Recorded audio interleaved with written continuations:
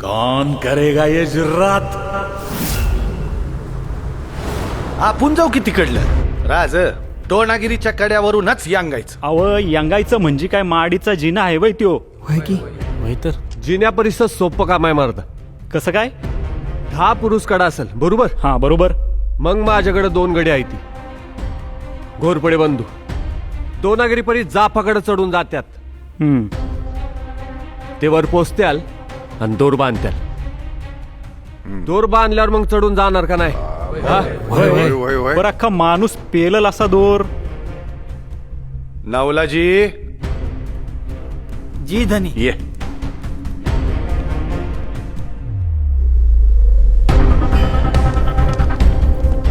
आता इतकी गडी एकत्र जमणार म्हटल्यावर थोडी थोडकी कुजबुज होणारच की. आता 30 कुजबुज जर मेटापर्यंत पोचली दारुळा फुटणार, गडाला जागल मिळणार, गनिम सावध होणार. असा होता कामा नये. कुठेतरी 2 कोसावर बरी जागा मिळायला पाहिजे. सांगतो. बोचेघळीच्या घाटवाटेवर घिसराच्या अलीकडं डोंगराच्या माथ्यावर उजव्या हाताच्या टेपाखाली एक घळ आहे. त्या घळीखाली गच्च रान आहे. नाईक, आपण गेलोय बरेचदा तिकडं. जी धनी. तर अंधारल्यावर सगळ्यांनी त्या रानात जमायचं. वय तिथून दोनागिरी कडा किती पडल राज? ओलिसा खायची. डोंगराच्या कडकडत निघायचं. मोप ढोरवाटा आहे ती.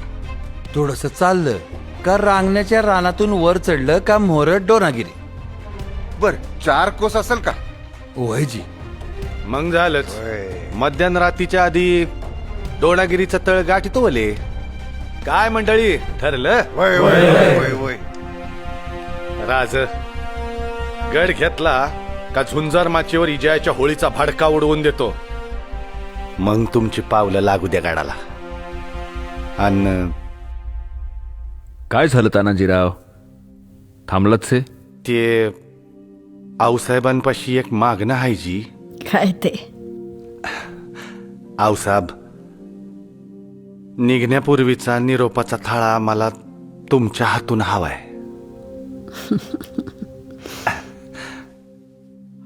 ताना तू का उभा? नाही ते म्या बसतू पर.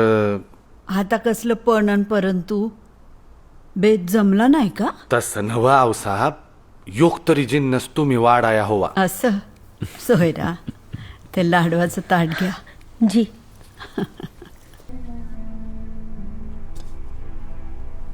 घ्या आता बसा.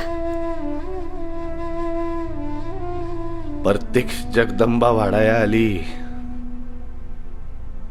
मपलं पोट भरलं आऊसाहेब.